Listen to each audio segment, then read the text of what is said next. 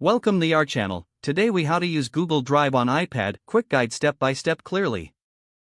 Open the App Store on your iPad. In the search bar, type Google Drive.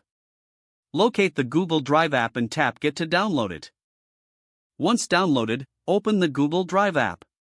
Sign in with your Google account credentials. If you don't have an account, you can create one directly from the app. Once signed in, you will see your Drive homepage. To upload files, tap the plus sign icon in the bottom right corner. Select Upload from the menu that appears.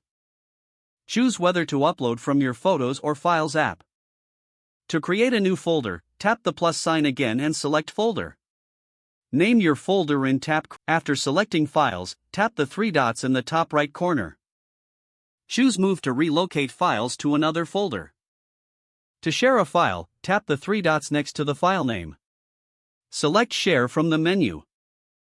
Enter the email addresses of the people you want to share with.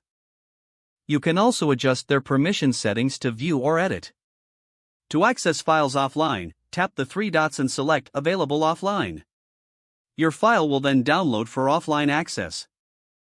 To search for a specific file, use the search bar at the top of the screen. Simply type the name or keywords related to the file. To view shared files, tap Shared at the bottom of the screen. If you need to delete a file, tap and hold the file until options appear. Select Remove to move it to the trash. To permanently delete files, go to the Trash section. Tap Empty Trash to free up space.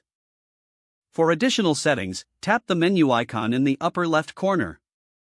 Here, you can adjust your account settings or sign out. That's it.